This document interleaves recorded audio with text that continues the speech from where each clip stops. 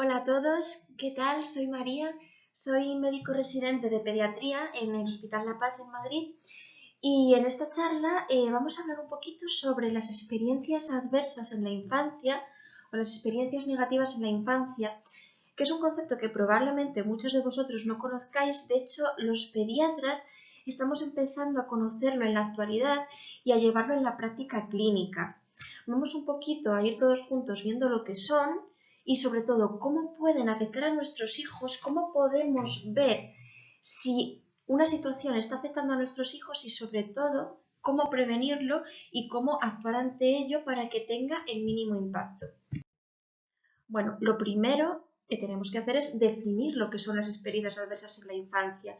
Pues según la Organización Mundial de la Salud, son aquellos acontecimientos o circunstancias vitales que pueden ser potencialmente estresantes e incluso traumáticas para niños o adolescentes menores de 18 años, tanto para ellos como para el entorno en el que viven. Esto no es solo un concepto que afecte al niño, sino que afecta a nivel familiar.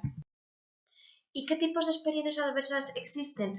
Aquí os he puesto algunos ejemplos, pero realmente toda aquella situación que pueda suponer un estrés, un trauma o una situación negativa para el niño puede ser una experiencia adversa. Aquí os hablo, por ejemplo, del maltrato físico, el maltrato emocional, sexual, la negligencia, la enfermedad mental dentro de algún conviviente cercano al niño, la violencia entre padres o la separación problemática de los padres, el encarcelamiento de algún progenitor, el vivir en un ambiente de delincuencia, el consumo parental de alcohol o drogas y también otras circunstancias, como os he dicho, que puedan ser negativas para el niño, pues como vivir en una situación de pobreza, en una situación de discriminación, una situación de vulnerabilidad, guerras, conflictos políticos. Todo esto puede suponer una experiencia adversa en la infancia. Una cosa muy importante es que no debemos confundir el maltrato infantil con experiencias adversas en la infancia. De hecho, el maltrato infantil es un tipo, por así decirlo, de experiencia adversa en la infancia. Lo definimos como cualquier forma de abuso de esa atención que afecte a un niño, que pueda ir en perjuicio de su salud, de su desarrollo, de su dignidad o que incluso pueda poner en peligro su supervivencia. Todo esto en contexto de una relación de responsabilidad, de confianza o de poder, como la que puede tener un familiar mayor de edad hacia un niño. La diferencia entre experiencia adversa en la infancia es sutil. El maltrato es algo más específico, es algo que directamente hacemos hacia el niño, es como una manera directa de violencia. Una experiencia adversa en la infancia muchas veces es indirecta, muchas veces es algo circunstancial, puede ser una situación de pobreza, una situación de conflictos políticos incluso. Es algo que no podemos evitar, mientras que el maltrato sí que lo podemos evitar. Vamos a definir en esta diapositiva algunos tipos de maltrato. Por ejemplo, el maltrato físico, cualquier forma de violencia física hacia el niño, sacudir, golpear, morder, zarandear, estrangular, quemar, todo esto puede parecernos muy fuerte, incluso asustarnos, pero esto pasa más de lo que pensamos. El abuso sexual, tocamientos, juegos sexuales, incluso penetración, introducción de objetos vía vaginal, vía anal o vía bucal. El maltrato emocional, este maltrato es más sutil, este maltrato es más difícil de ver tanto por psicólogos como pediatras, incluso por los propios padres, porque no deja huella. La huella que deja es un poco invisible. Aquí incluimos las amenazas, las discriminaciones, las intimidaciones, los chantajes, los insultos, incluso daño a los objetos personales. Por ejemplo, romper el dibujo de un niño, romper sus juguetes, esto también puede suponer un trauma para el pequeño. Y también incluimos la negligencia, que es la falta de aportar cuidados, nutrición, protección, aseo personal, que no puede darse el niño por edad. Es la falta del aporte de esos cuidados que puede afectar de manera muy significativa a su desarrollo. Bueno, también os quería hablar del maltrato animal, que aunque no es un maltrato directo sobre el niño, el que el niño vea que su padre su padre, su madre, con padre quiero decir su figura paternal, cometa este tipo de maltrato hacia una mascota o hacia otro animal, esto también puede tener sus consecuencias. Y también me gustaría hablaros en esta diapositiva de la violencia vial. Muchas veces podemos ser muy agresivos en el coche, podemos insultar, tener actitudes violentas incluso que puedan poner en riesgo la vida en cuanto a la conducción vial, y no nos damos cuenta de que tenemos al niño detrás, tenemos al niño en la sillita, y esto al niño le puede estar causando un estrés del que no nos damos cuenta. Tenemos que tener mucho cuidado también en la conducción cuando vamos con un niño. Cuando vamos con niño y sin niño, pero sobre todo cuando vamos con un niño, esto le puede crear mucho estrés. Entonces diréis, pero ¿esto realmente es frecuente? ¿Esto realmente está pasando? Pues mira, deciros que en encuestas que se han hecho a adultos, se ha estimado que la media de niños que sufren una experiencia adversa en la infancia a lo largo de su niñez y su adolescencia es de un 50%, es decir, que uno de cada dos adultos afirman que de niños han sufrido un tipo de estas experiencias, mientras que un 6% han sufrido más de 4 simultáneamente. Las más frecuentes son la separación entre padres, el consumo doméstico de alcohol y el maltrato físico. Decir que el riesgo de sufrir experiencias adversas no tiene que ver con el sexo del niño. El sexo del niño, que sea niño o niña, no va a hacer que haya más riesgo de sufrir experiencias adversas en la infancia. Pero lo que sí que es importante es que aquellos niños que sufren un tipo de estas experiencias van a tener mayor riesgo de sufrir más a lo largo de su vida. También es importante comentar que el nivel socioeconómico puede afectar a la hora de sufrir un tipo u otro de experiencia adversa en la infancia. Por ejemplo, en países con un nivel socioeconómico un poquito más bajo, más precario, las experiencias adversas documentadas más comunes son la muerte de algún conviviente, la violencia física o el riesgo de sufrir una enfermedad mental.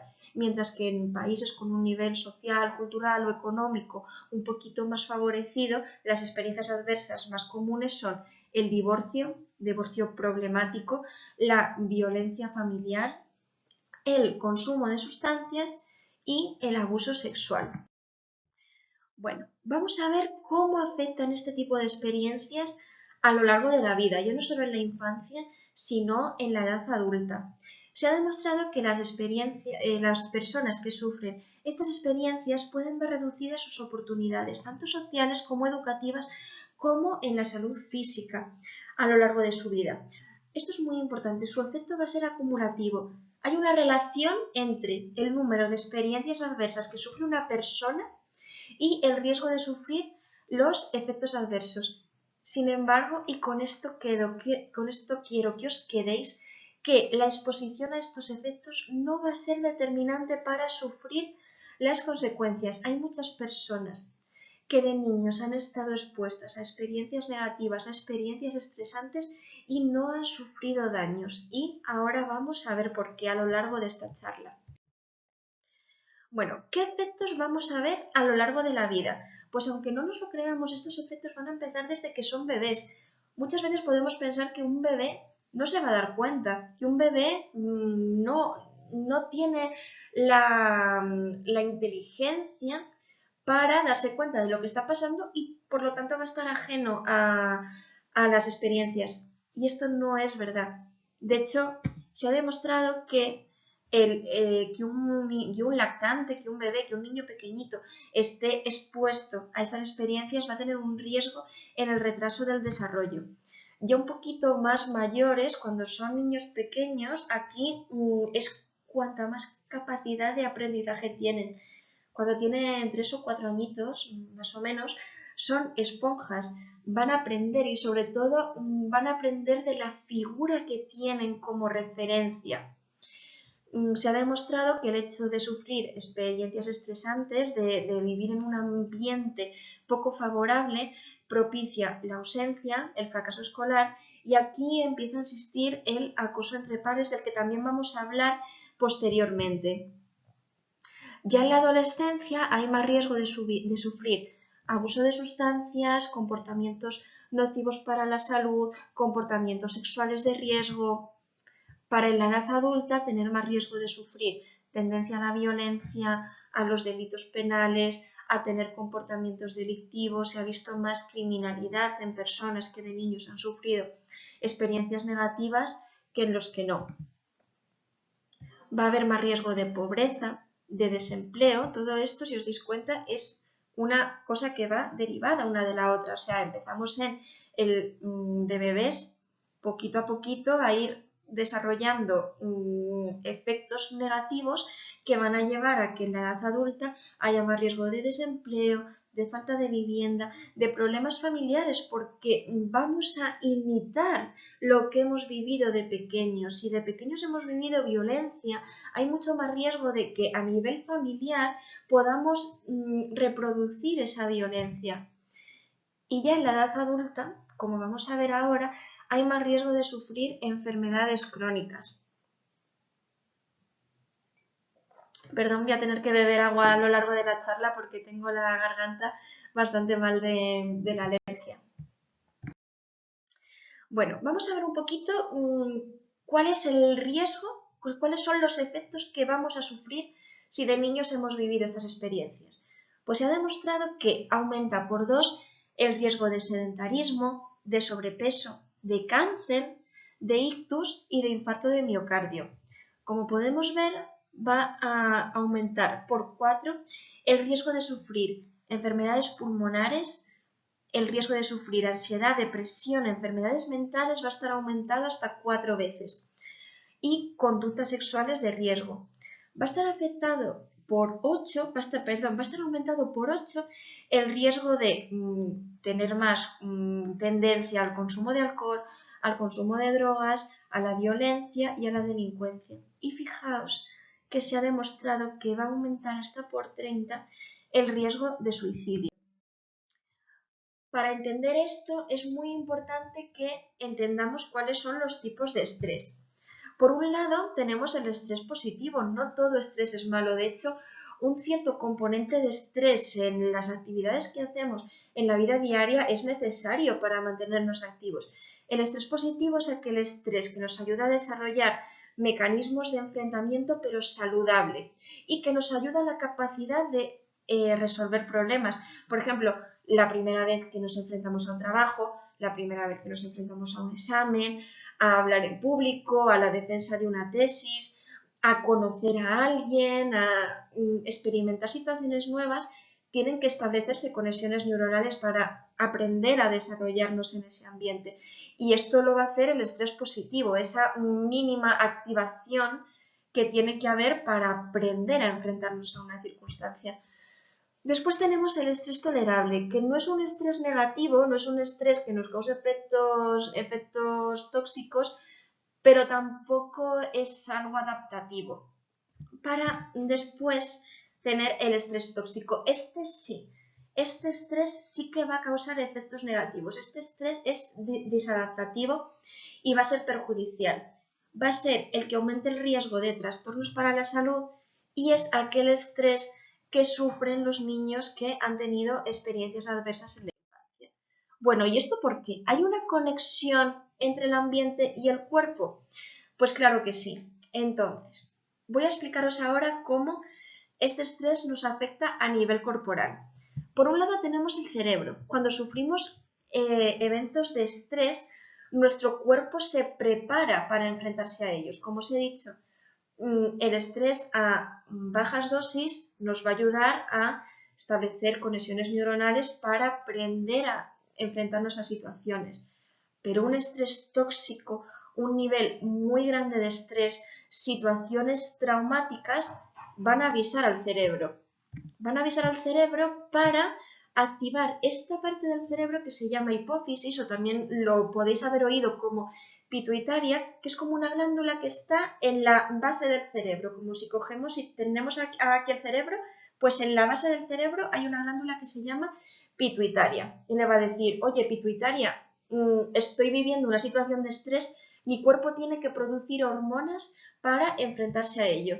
Entonces lo que va a hacer la pituitaria es avisar al riñón, específicamente a las suprarrenales, que son unas glándulas que están como un sombrerito en el riñón para producir cortisol. El cortisol es una hormona muy buena y es una hormona que necesitamos para mantenernos activos, pero la liberación masiva de cortisol y muy alargada en el tiempo por situaciones que perduran en el tiempo, a la larga lo que va a producir es todo esto, va a producir una inflamación crónica en el cuerpo.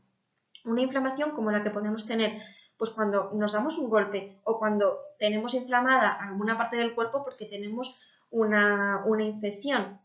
No va a ser ese tipo de infección como tan visual, tan alarmante, pero va a ser como pequeñas dosis de inflamación de manera crónica que a la larga va a producir riesgo de ictus, riesgo de infartos, riesgo de enfermedades pulmonares. Ahora ya entendemos por qué vamos a tener más riesgo en la infancia, en la vida adulta, si de niños sufrimos esto.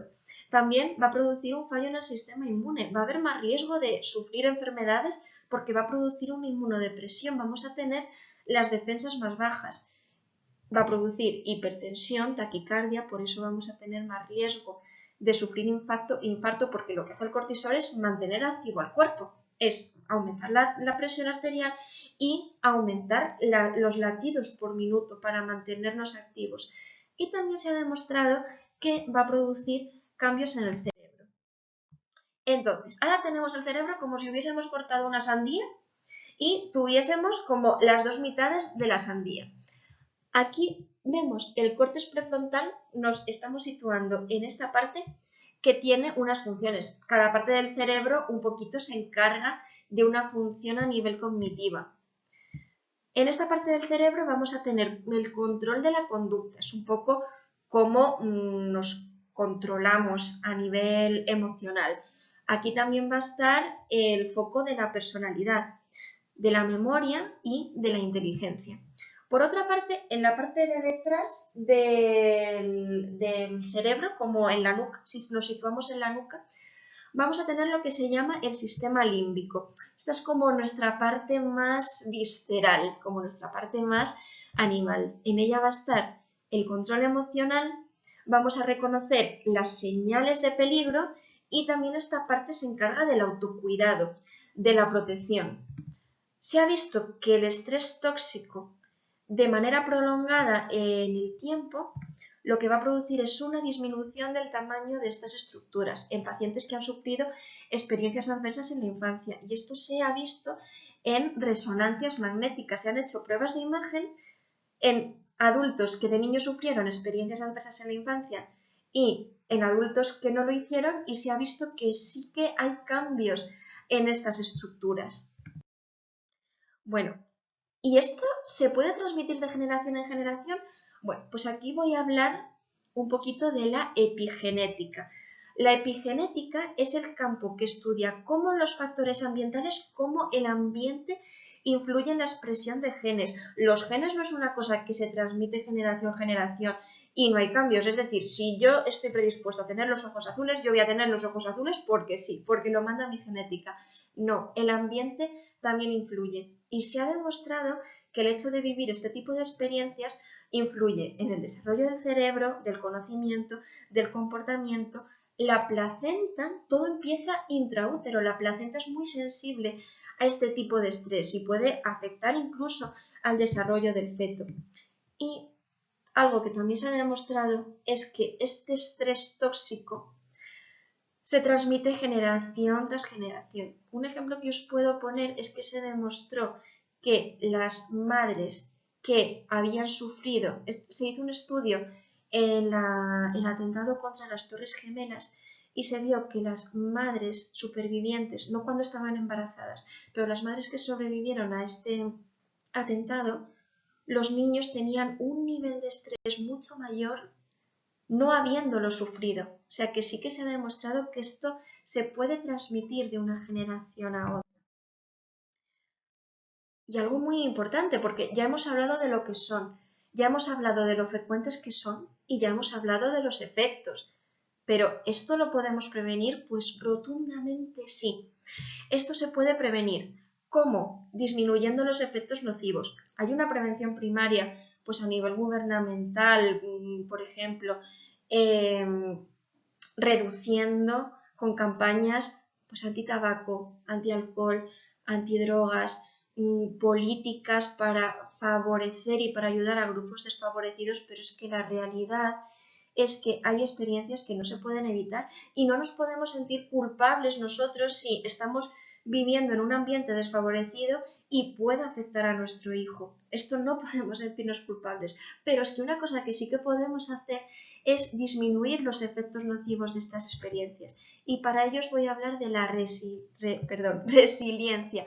Grabaros esta palabra también a fuego. Es otra de las cosas que me gustaría que os quedarais de esta charla. ¿Qué es la resiliencia?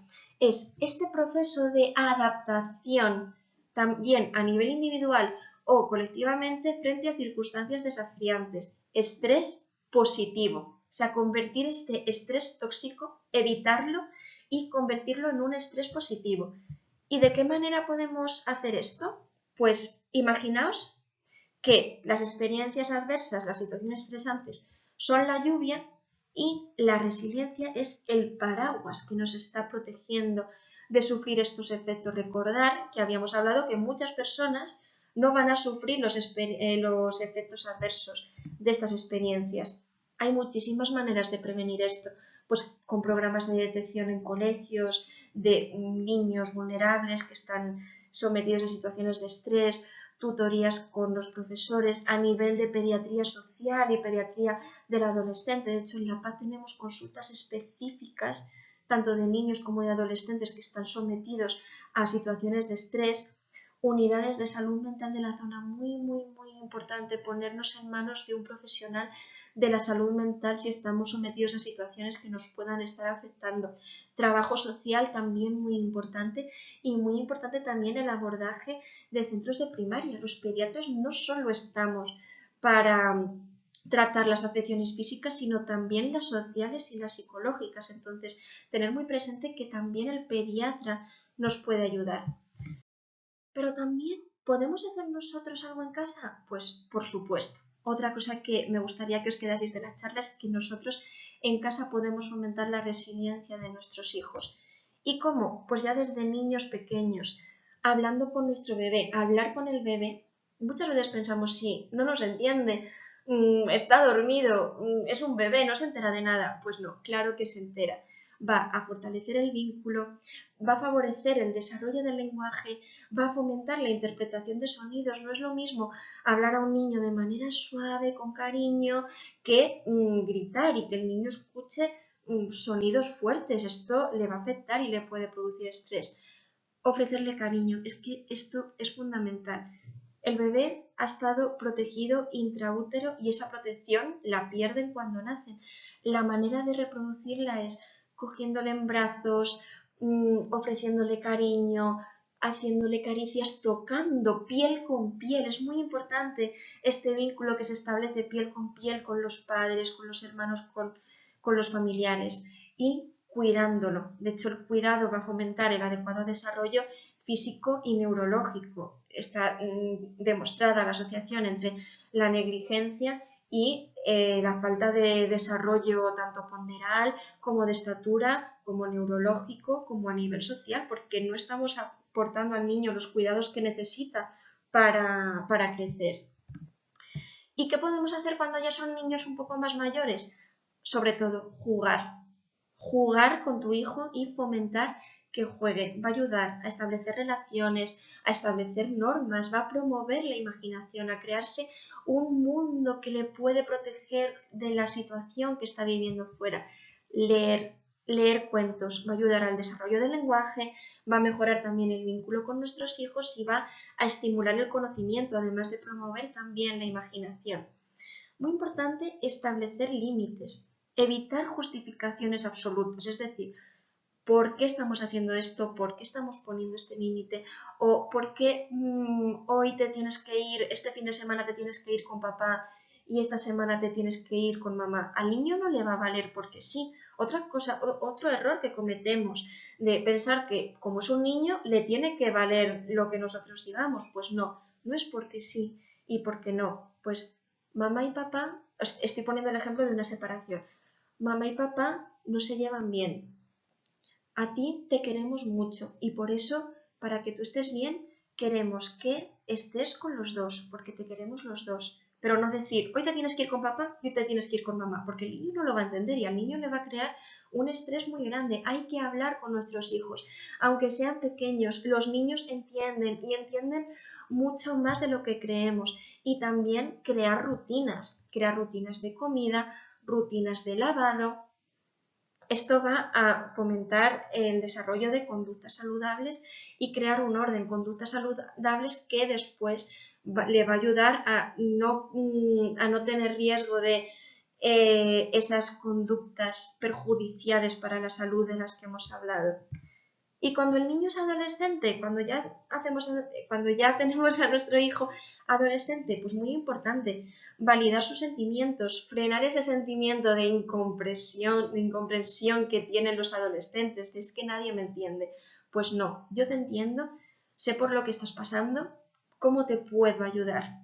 Brindarle apoyo. Este apoyo, el que tenga una red social a nivel familiar apropiada, va a evitar que cree otras redes de desarrollo más tóxicas, que se junte con gente inapropiada. También va a fomentar la comunicación y, sobre todo, seguir insistiendo en hábitos de vida saludables. Esta edad es muy complicada y a esta edad se pueden crear conductas de riesgo para la salud, tanto de alimentación como de abuso, tanto de sustancias como de redes sociales, abuso de pantallas. Entonces, insistir en crear hábitos saludables. De esta manera, empezando desde niños pequeños y continuando hasta que nuestro hijo sea mayor, vamos a fomentar la resiliencia. Y si hay alguna situación estresante que no podamos evitar, que el niño la lleve de la mejor manera posible.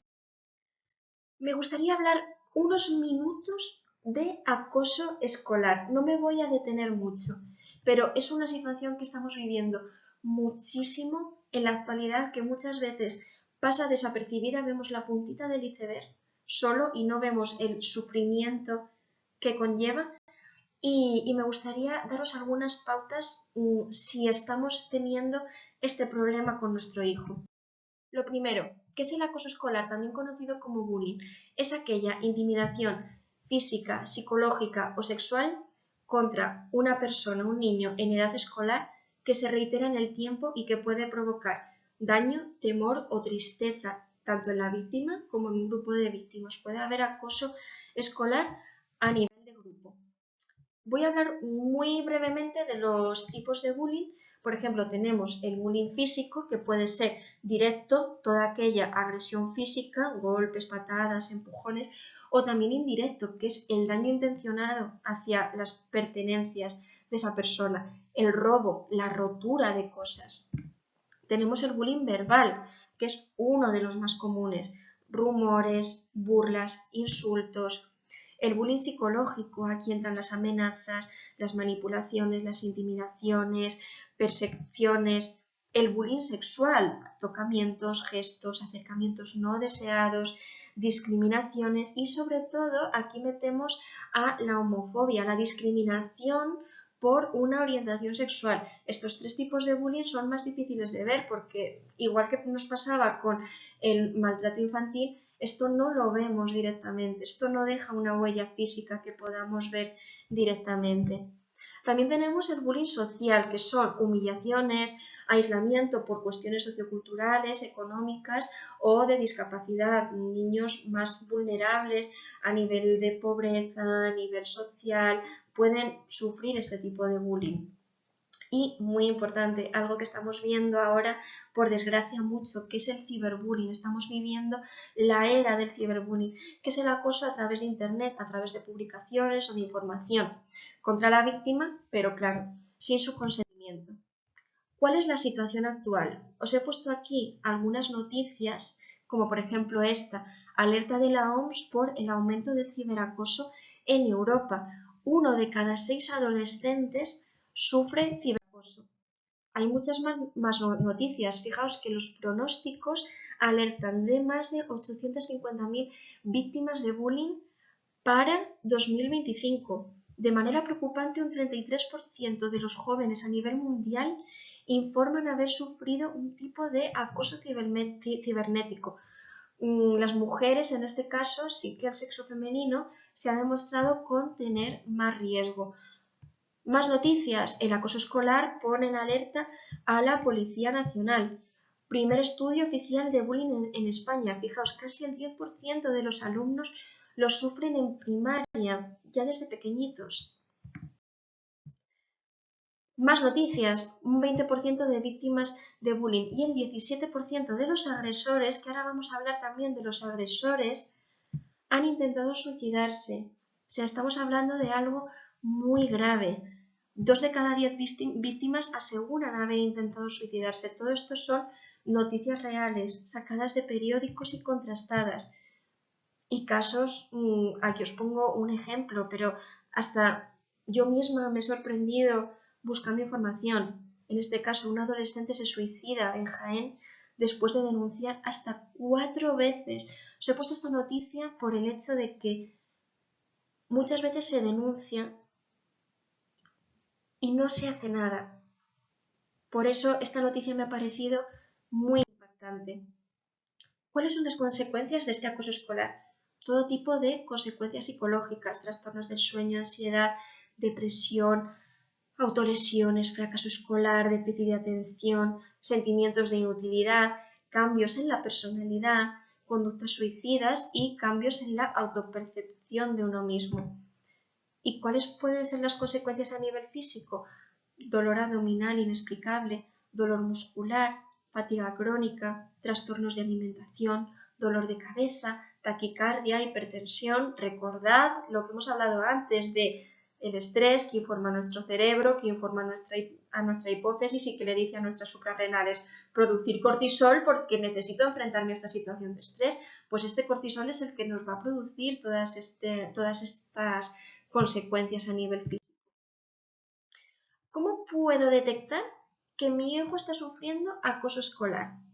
Pues, por ejemplo, cuando notamos que a raíz de ir al colegio le cambia la personalidad. Notamos que nuestro niño era cambios de humor, un niño alegre, un niño tranquilo, y lo vemos más nervioso, lo vemos más enfadado, lo vemos con rabietas, lo vemos más triste, un niño que se encierra en la habitación. Muchas veces tendemos a enfadarnos y decir, ay, ¿cómo te está afectando la edad? Ojo, que es que a lo mejor está pasando algo de esto. Alteraciones en la alimentación, cambios en la rutina escolar, un niño que antes iba al colegio ahora no quiere ir al colegio. Síntomas físicos inexplicables, dolor de cabeza, dolor de tripa, vamos al médico, le hacen analíticas, le hacen todo tipo de pruebas y no sale nada. Ojo que hay que buscar más allá. Yo recuerdo en mi última guardia vimos a un niño que venía por vértigos, unos vértigos y unos dolores de cabeza inexplicables. Le hicimos todo tipo de pruebas y al final lo que le pasaba al niño era que estaba sufriendo bullying. El niño se rompió y nos lo contó. Le hemos derivado a consultas de pediatría social. O sea, muchas veces los síntomas físicos inexplicables conllevan algo más. Y como os hemos comentado, cambios en el estado de ánimo. ¿Cómo podemos prevenir esto? Bueno, pues estableciendo programas anti-bullying en los centros educativos, fomentar charlas de igualdad, de respeto en los colegios, de detección precoz. No llegar al punto de tener que denunciarlo varias veces para hacer algo, no, si a la mínima que detectamos una tendencia de que esto está pasando, actuar, actuación rápida, ofreciendo ayuda psicológica tanto a las víctimas como a los acosadores. Ojo, los acosadores también son víctimas. Tenemos que preguntarnos, ¿qué le estará pasando a este niño para pegar? ¿Qué le estará pasando a este niño para agredir? Los niños no pegan porque sí. Es que a lo mejor a este niño le está pasando algo en casa. A lo mejor este niño está sufriendo violencia en su domicilio, en su ambiente y lo está reproduciendo en el colegio. No tenemos que castigar al agresor, sino que también tenemos que actuar psicológicamente ante él. Esto muchas veces, si nuestro hijo es la víctima, es el agredido, es muy difícil, pero no hay que monstrualizar, por así decirlo, al agresor y sobre todo asegurar un adecuado seguimiento. No es solo lo hemos detectado, ponemos medios y ya, sino ver que los medios que hemos puesto se siguen durante el tiempo. ¿Y qué puedo yo hacer en casa? De nuevo, validar los sentimientos de nuestro hijo, no quitarle importancia. Esto es vital, esto es importantísimo. Buscar ayuda, tanto para el niño como para nosotros. Que nuestro hijo sufra bullying también puede ser muy estresante para nosotros. Buscar ayuda en el pediatra, en los centros psicológicos, en el colegio. Ahora hay muchos protocolos que se están poniendo en marcha anti-bullying. Muy importante hacerle saber que no está solo, asegurar un entorno seguro donde se pueda desahogar y donde vea solución a sus problemas. Denunciar rápido. La violencia no está justificada en ningún caso. Muy importante cuidar el tiempo que nuestro hijo pasa con las nuevas tecnologías. Fomentar el uso adecuado de las buenas tecnologías y frenar este aumento del ciberacoso que está habiendo. Y otra cosa que quiero que os quedéis de esta charla son frases que hay que evitar. Si te pegan, pega. A todos nos han pegado en el colegio. Nah, son cosas de niños. Así se hace más fuerte. Nah, no tiene importancia. Hombre, si es solo un juego. No. Esto puede tener consecuencias muy graves, lo hemos visto, y de nuevo, la violencia no está justificada en ningún caso. Estas frases, evitarlas absolutamente. Bueno, me gustaría daros las gracias si habéis llegado al final de la charla. Muchísimas gracias por vuestra atención.